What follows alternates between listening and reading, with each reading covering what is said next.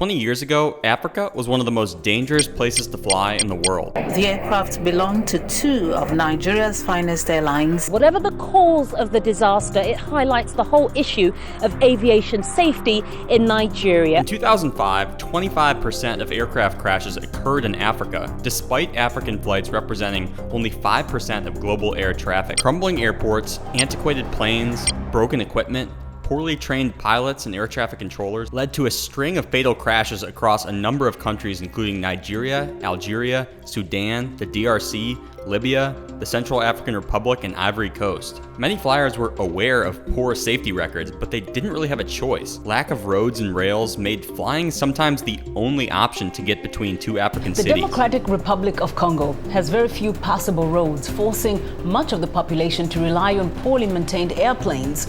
But the DRC has one of the worst air safety records in the world. Though these crashes in the mid-2000s were mostly on small, non-mainstream carriers, they caused hundreds of fatalities, tore apart families, and in the case of Sosoliso Airlines Flight 1145, prematurely ended the lives of over 60 secondary school students who were traveling home for the holidays because their parents believed the roads to be too unsafe. Over the ensuing decades, governments took action to ban older planes, upgrade airports and ground equipment, install more radar infrastructure, train pilots, increase oversight, and separate business from politics. As a result, Africa's accident rate, as reported by IATA, dropped from around 16 accidents per million sectors in 2006 to just 7.9 in 2015. 2023 was the safest year yet, as the continent recorded its fourth consecutive year of zero hull losses and zero fatal aircraft accidents. Now, although flying in Africa is a lot safer than it used to be, it still has a ways to go when it comes to passenger experience. The top global airline list is notoriously devoid of African airlines, reflecting their generally lower levels of service, technology, and operational reliability than their US, European, Middle Eastern, and Asian counterparts. You've got to scroll down to number 36 to find your first African carrier, the storied Ethiopian Airlines. Then, all the way down at 55, behind Transavia and Indigo, we find Royal Air Maroc. Royal Air Maroc is Morocco's national airline, owned by the Moroccan government and based at Mohammed V Airport in Casablanca. They're the third largest airline in Africa behind Ethiopian and Egypt Air, but they have arguably the most ambitious growth plans of any African carrier. Last year, they announced plans to quadruple their fleet over the next 15 years from 50 to over 200 planes, with support from both the Prime Minister as well as the private sector. And the timing couldn't be better in my opinion. Not only is Morocco exploding in popularity as a tourist destination, but it also has a ton of potential as a connecting hub between Europe and West Africa. Additionally, in 2030, Morocco will co-host the FIFA World Cup with Spain and Portugal, and Royal Air Maroc wants to make sure they're ready for prime time, ramping up fleets, routes, and service quality to shuttle in guests. But can they compete with Lufthansa and KLM, who have traditionally dominated the Western Europe to Africa market? Can it be done? I'm personally skeptical, but I wanted to find out for myself. So I took a couple flights with them. One in short-haul economy from London to Casablanca, and then one in long-haul business class from Casablanca to Miami. And there was a lot to unpack from both flights, but let's start with the long-haul flagship product, because I know that's probably what y'all are here for. Our journey begins at Casablanca's Mohammed V Airport on a picture-perfect September afternoon. Kareem and I had the windows down pretty much the entire taxi ride in from the city, which took around 50 minutes to cover the roughly 30 kilometers. All right, it's like 1:15, pretty early. We're not even on the departures board yet. Our flight departs at 4 p.m., but we're here at Terminal 1 at Mohammed V Airport in Casablanca, and should be a fun flight. Pretty unique and exciting route, Casablanca to Miami. So let's see what Royal Air Maroc has to offer. First step was just getting inside the terminal, which involved clearing this initial security check. Bags got scanned, but nothing had to come out for the time being. The more intense screening would come later before we were dumped into the truly sterile area. Once inside, we found our way over to check-in desks 79 through 84, which are reserved for business class passengers and Royal Air Maroc's Safar Flyer Elite members, both domestic and international. After just about 5 minutes, we were called up to desk number 83. The position of the GoPro makes it almost impossible to hear the check-in agent, but he was really nice and had my bag taken care of in no time. That's it, one bag. And A1? Okay. Is the flight's on time? On time, okay. Thank you so much. Once we cleared actual security, which was quite slow even in the fast track lane, The lounge entrance was right there, but I totally missed it and ended up doing a lap through duty free and the lower level of Terminal 1 before giving up and asking one of the workers how to get there. See, pretty nice terminal, but kind of a confusing layout here. Got multiple levels with, I think, a mix of domestic and international flights. And shortly we found ourselves face to face with Royal Air Maroc's Zenith VIP Lounge, which is their flagship international lounge. Merci beaucoup. Once inside, we found ourselves a decent sized space with 2 levels, a bar, a buffet, and an outdoor smoking patio. The food selection was pretty limited and the hot dishes weren't really hot, but everything was regionally inspired and tasted amazing. The highlight was this chicken yassa, which was probably the most tender chicken I've ever had. Coming in at a close second was this lentil cream shooter, and I also love the fact they have a regular unsweetened yogurt, which I actually ended up using as a dip for the chicken. After the meal, I grabbed an espresso and checked out the upstairs section, which contains the bar as well as some additional seating. I couldn't help but notice it was way cooler up here, in contrast to downstairs, where it felt like the AC was either turned way down or had broken completely. That was really my only issue with this roughly 10,000 square foot lounge. It was dirty in some places, but I could tell the staff was working hard to keep everything in order, especially the buffet, which saw a lot of traffic. RAM still has a ways to go if they want to replicate the experience of a KLM Crown Lounge or Lufthansa Senator Lounge, but they're also a smaller airline with fewer passengers, and it's clear they're trying to up their game, having just remodeled this space post-COVID. Merci beaucoup. It was at this point that I discovered that the upper level lounge entrance was literally right outside of security. Wow, that would have been so much easier coming out of security. Spent a lot of time walking, I didn't have to. Alright, so I just checked the board. It's now at 2:50 p.m. 4 p.m. departure, 3:15 p.m. boarding time as indicated on the boarding card. And it said it was already boarding, which is a little bit confusing. So I hustled over to our gate Alpha 1, where the flight had indeed already started boarding over an hour ahead of our scheduled 4 p.m. departure. This ended up being a common theme with RAM. Very little communication from the staff and subsequent chaos during boarding. But it didn't really bother me too much, as I knew I wasn't going to be fighting for overhead bin space. Around 3 p.m., after taking some time to admire our sister ship headed to JFK, I got in what appeared to be the only line for boarding at A1. I saw a business class line for the gate next door, but I couldn't for the life of me find one at A1.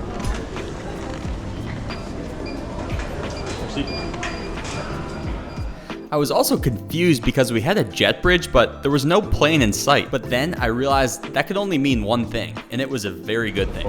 We're coming down some stairs. I think this might be a bus gate. That'd be crazy cool. And my suspicions were soon confirmed, which meant we'd be treated to some spectacular ramp views. However, keeping with today's theme of no air conditioning, our bus was a legitimate furnace, and I was sweating by the time we reached our plane. But it was totally worth it. Let us out of here. Let us out of here. 5 minutes is bad.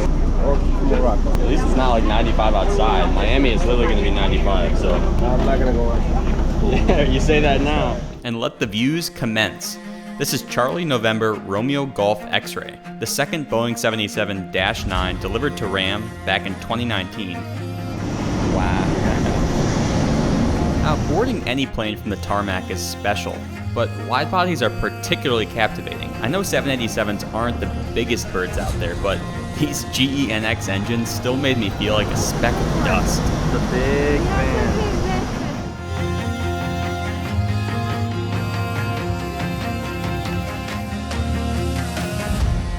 I think there's a separate business class stairs, but we're just gonna board with everyone else.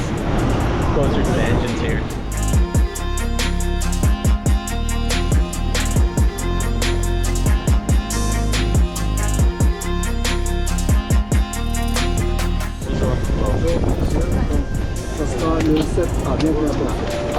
Merci. Once inside, it was a very short commute to seat 7 Alpha, a window seat in the last row of this 26-seat cabin. Royal Air Maroc went with the tried and true Super Diamond seat, which you'll also find in a bunch of other airlines like American, Air Canada, BA, and Qatar.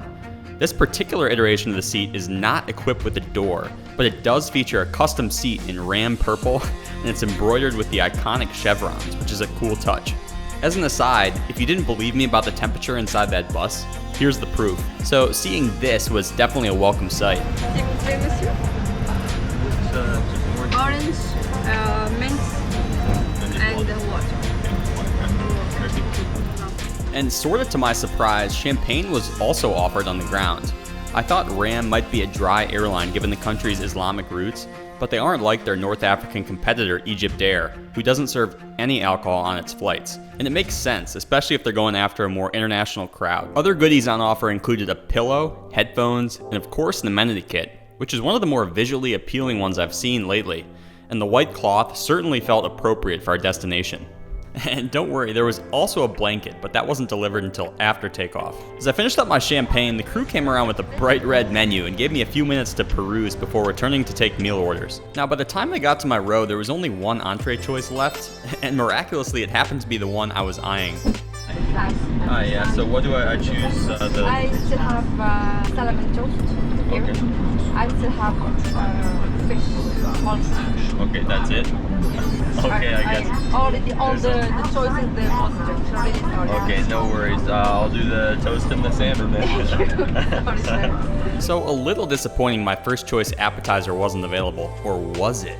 But I think the flight attendant handled it quite well, as she was very apologetic and borderline embarrassed she couldn't deliver 100% of what I wanted. After meal orders were taken, it was around 4 p.m, but we waited a couple extra minutes for this dude, who rolled up in a dedicated business class bus and proceeded to take seat 1 Alpha. I suspect he may have been a diplomat or something, as the crew seemed to know him personally. But he kept a fairly low profile once on board, and pretty soon the doors were closed and we were on our way. Ladies and gentlemen, good afternoon. Welcome aboard of the Boeing 787-9 Dreamliner of Royal Air Maroc, member of One World Airline. We shall reach Miami International Airport on next original flight of 8 hours and 30 minutes. Before to explain that, make sure that your seat is back and the request are in the position. The window by should is open, your seat belt fastened. As you can tell, there was a little bit of a language barrier here, but the safety video is obviously played in English, and I personally had no trouble understanding the crew. We obviously didn't require pushback since we were at a remote stand, so the captain fired up our GENX engines, and we began our very quick taxi over to runway 35 left. Ladies and gentlemen, good afternoon. Welcome aboard for takeoff sortie. Wish you a pleasant flight. Can we take off position, please?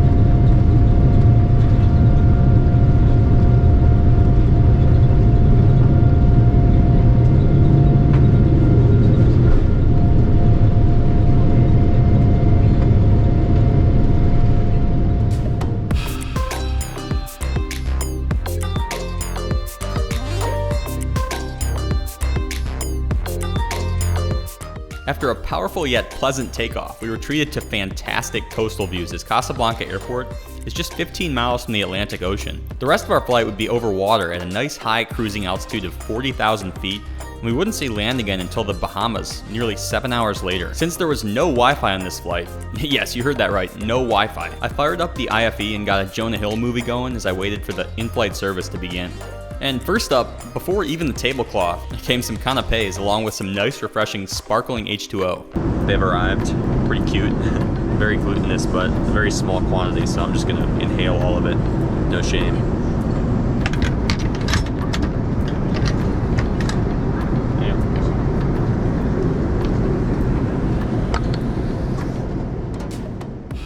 As my bouche was being amused, the crew came around with some nuts as well as some green olive biscuits, an interesting selection indeed. I stashed those away for later and waited for the next delivery, which was a cold towel followed by the tablecloth, then a bit of a plot twist with the appetizer. Oh heck yeah, they gave me the burrata salad. It's not what I asked for, but it was what I wanted. They said they ran out of this, but they gave it to me, so let's freaking go.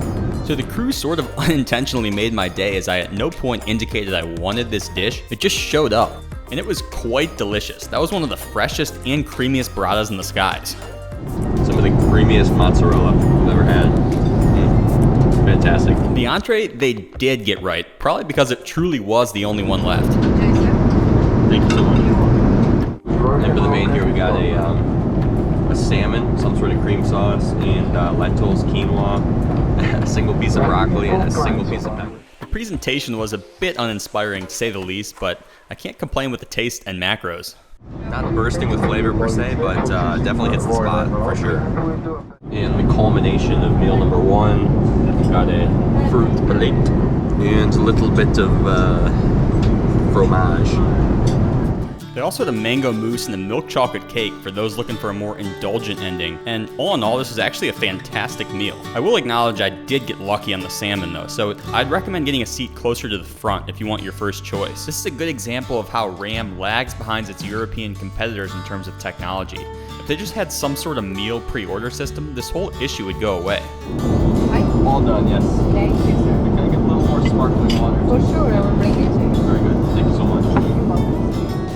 Once the food was cleared, we were just south of the Azores Islands and had around 6.5 hours to go. The crew darkened the windows so people could sleep, but I did want to get on East Coast time, so no sleep for me. Instead, I took a stroll to economy and checked out the lavatory situation. And let me tell you, these things were in pretty poor condition. There's a couple elements that appear pretty beat on, aka a little switch here. I mean, the sink and toilet technically worked, but there were loose panels, missing panels, chipped paint, and no paper towels. Only tissue paper and toilet paper. It was an economy class lav, but still very disappointing. And there were also 2 other lavs that were completely in-op on a 5-year-old aircraft. So there were only 5 total toilets for 276 economy seats. The business class lav was a tad larger and had a window, but still no paper towels and no special amenities. Anyways, once I got back to my seat, I confirmed there was indeed no Wi-Fi. This is another glaring gap in the RAM service offering. If they want to compete with the big dogs, I think this is something they'll have to address. I actually didn't mind a little dopamine detox this afternoon though, and it challenged me to find other ways to entertain myself. I started by testing out the seat in bed mode. The Moroccan bed. Got a little bit of a shell here. The feet do not have much vertical movement. In terms of bedding, you basically just get this one pillow, which is nothing fancy, but it'll do the trick. And then this blanket, which seems to be thick enough to keep most people warm, I would imagine. And it's got the little Royal Air Maroc chevrons on it, which is cute. And as we're returning to the upright position, I guess now's a good time to hit the general seat tour. In no particular order, you got your touchscreen controls on the side here, a couple storage compartments where you'll find the power outlets as well as the IFE remote, another storage compartment below here, then your footwell, and your tray table. Pretty standard stuff, and you can find literally hundreds of reviews on this particular seat, so I won't bore you with any more details. Let's fast forward to the second meal service about 90 minutes outside of Miami. Bon appetit. Thank you. Enjoy.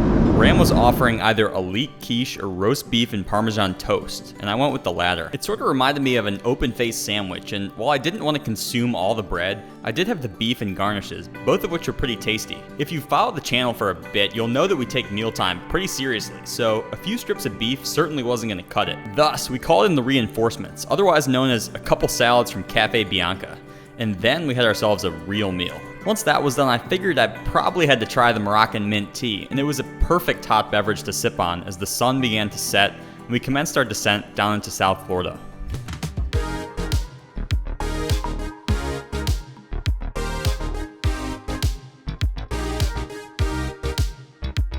Instead of heading direct to MIA, we got vectored around a bit, assuming due to traffic. Then we set up for a right base runway 9er.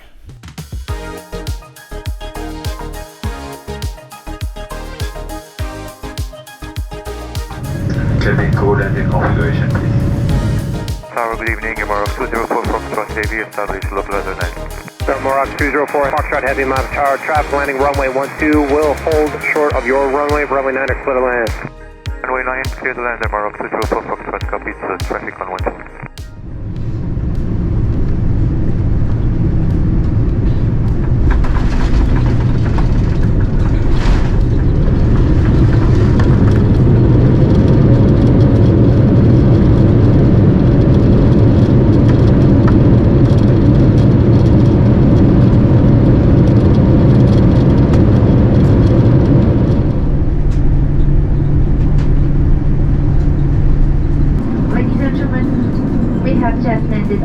Miami International Airport. 8 past 5 p.m. local time. The outside temperature is 26 degrees Celsius, which is 79 Fahrenheit. We hope that you have enjoyed this flight and that we shall see you again on board Royal Air Maroc, member of Oneworld Airline. As we're making our way over to the E-gates at MIA, let's take a quick second to recap the long-haul experience with Royal Air Maroc. It was fairly average compared to the global business class standard, but honestly not bad value considering I paid 57,500 AAdvantage miles and $84 for the one-way journey, roughly equivalent to $1,000 bucks. For that price, we got a great lie-flat seat on a modern plane and a pretty solid dine-on-demand catering experience, but all other aspects left a bit to be desired. The ground amenities were limited, the service was effective but fairly impersonal, and the technology was not really up to today's standards. RAM has a clunky website and mobile app, no ability to pre-order meals, and no in-flight Wi-Fi. But the bar is high to compete with the big dogs on a transoceanic flight in business class. For a short-haul flight from Europe to Morocco in economy, my bar was a little bit lower, so let's see what the experience is like on a 16-year-old Boeing 737. For that, let's head back across the pond to London's Gatwick Airport, where we've just arrived at the South Terminal via the Gatwick Express. The absence of Royal Air Maroc on this list means we'll have to take the shuttle over to the North Terminal, which is the newer of Gatwick's two terminals and the home of EasyJet. With over 100 different European destinations, EasyJet holidays can take you anywhere and everywhere. So getting bombarded by EasyJet ads was a little annoying, but it was a quick shuttle ride, and the North Terminal ended up actually being nicer than I expected. I think we all have this perception that Gatwick is somehow inferior to Heathrow across the board since it houses a bunch of low-cost airlines and leisure traffic. And I admit I sort of fell into this trap, thinking it would be older with more crowds and less amenities, but not all of that is true. The check-in area I thought was fairly welcoming, high ceilings, well lit, and not mobbed with travelers, probably because we were on the second level, away from the EasyJet counters. This is Zone B, we need to get to Zone D. It's overall very, very quiet in here. I think everyone's down at the EasyJet counters on level 1. We're on level 2 here. And here we are at Zone D, right across from TUI. Royal Air Maroc has 2 lanes as expected, one for economy and one for business and elites. No special privileges for us today, so we're taking the former. I just got in line. Looks like there are probably 10, 15 people in front of me. A lot of bags to be checked, so we'll see how fast it moves here. There may have been 10 to 15 people in line, but there were at least 25 bags, with some people having 4, even 5 suitcases to check. So the line moved a little slow, but in around 10 minutes we were called up to desk 408. Going to Casablanca. Yes. The bag on the side, please.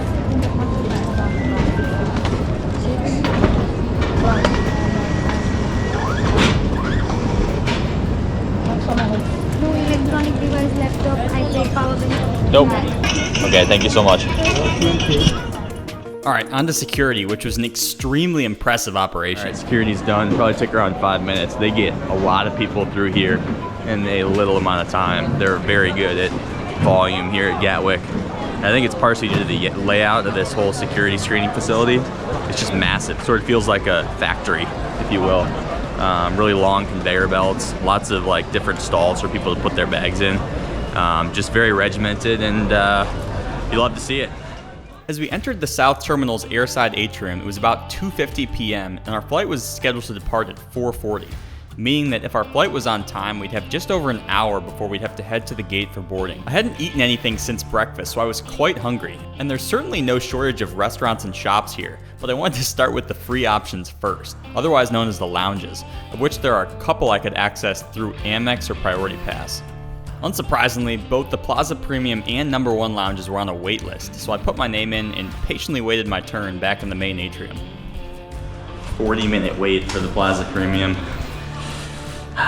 On one hand, kind of frustrating, but on the other, can't fault them for enforcing the capacity restrictions. So that means that once inside, probably is a better experience. All right, just found a seat sandwiched in between the Breakfast Club, Brewdog, Wagamama, Pure Black Sheep Coffee.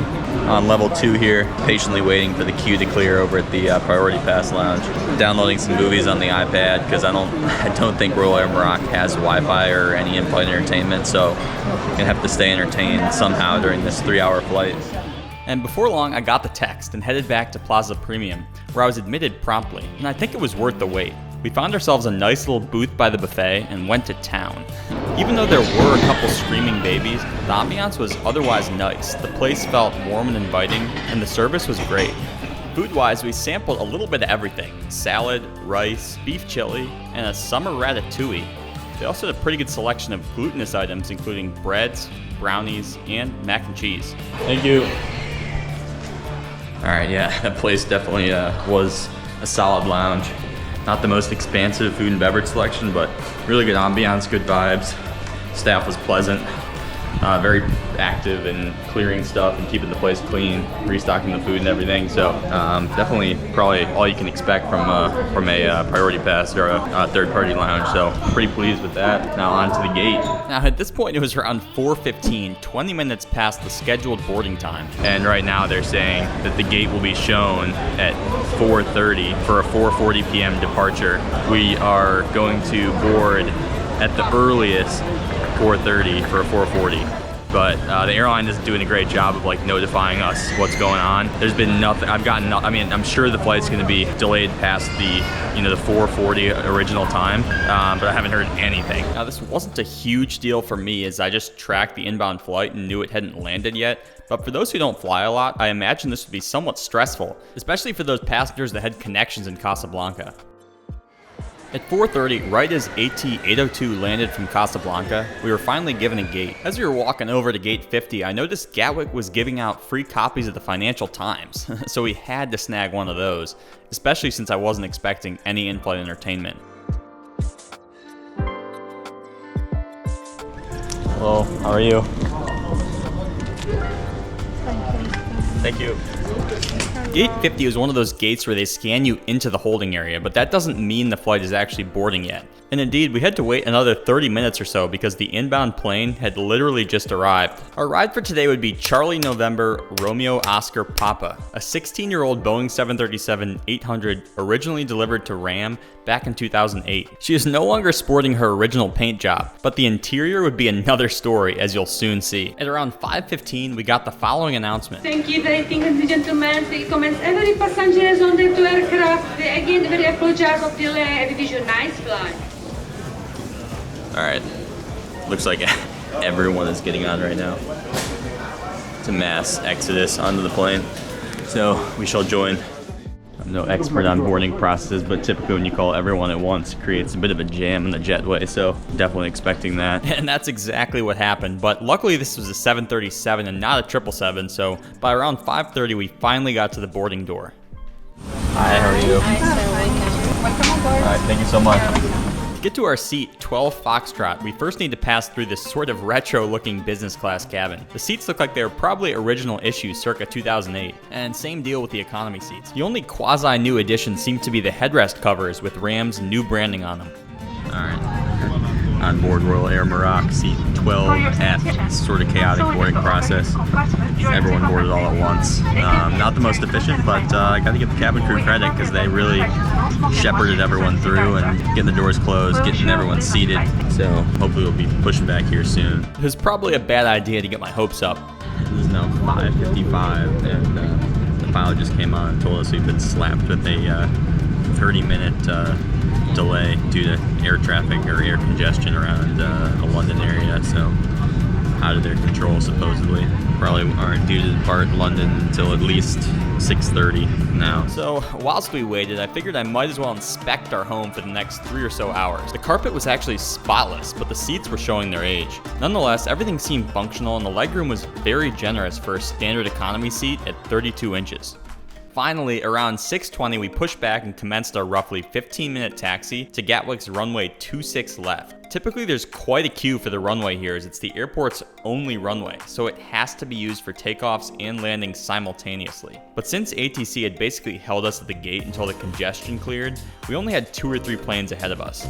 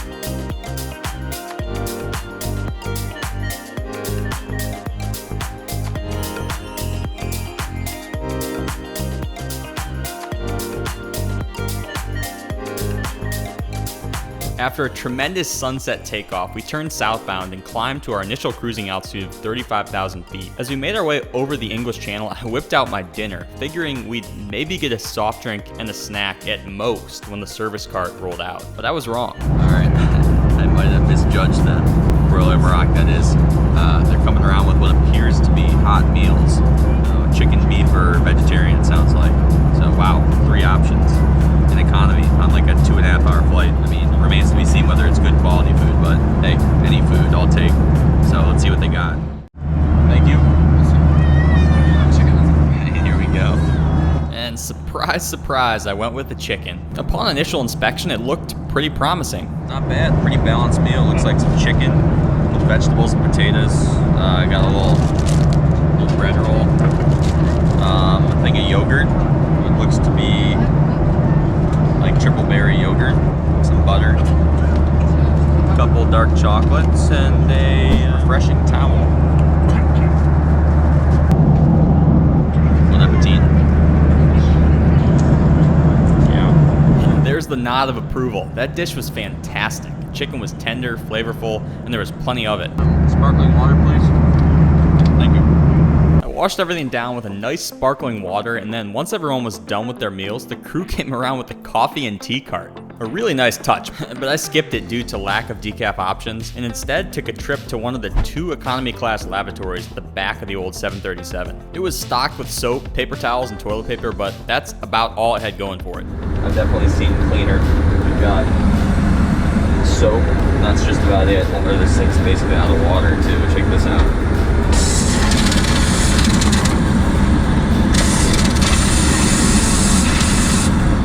So yeah, that was pretty disappointing. And then the place kind of smelled, which I guess you'd expect for a lavatory, but I suspect part of that smell was just due to accumulated muck over time on the toilet seat, side panels, and/or floor. I did my business, tried to wash my hands with the intermittent spritzes of water coming out of the faucet, then returned to my seat, where the sunset was in full swing.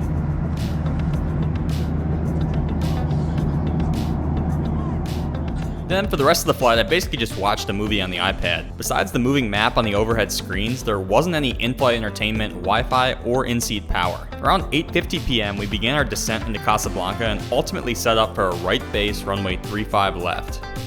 The combination of darkness and a dirty window made it borderline impossible to see what was going on outside. But here's the landing, because I think the Ram pilots did a fairly nice job in that department.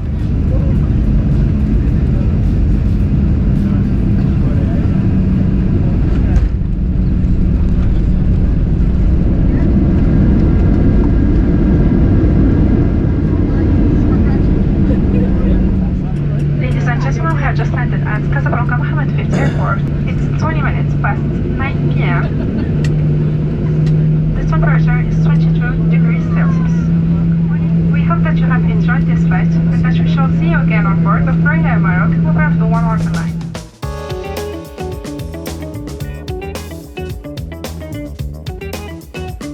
Alright, as we're making our way over to Terminal 1, let's recap the Ram short-haul experience. I booked this ticket for 12,500 Advantage miles and $43, roughly equivalent to $250. It felt like a bit of a retro experience, which is both bad and good. Ram clearly hasn't invested in any sort of cabin upgrades or technology on its short-haul fleet, but the company also didn't seem to have cut costs on food either. While the ground staff and cabin crew certainly were not on the same page, the service once on board was quite friendly, and the crew did their best to keep us informed of delays as we left Gatwick. So is Ram competitive with Lufthansa and KLM? Not yet, but I think they have come a long way in the past decade, ordering new planes with better seats, improving their ground experience in Casablanca, and joining the One World Alliance. The fact I could redeem my American miles for a couple flights on Royal Air Maroc was pretty cool, and the fact you can credit your Ram flights to major programs such as Qatar, Etihad, or Iberia is also nice.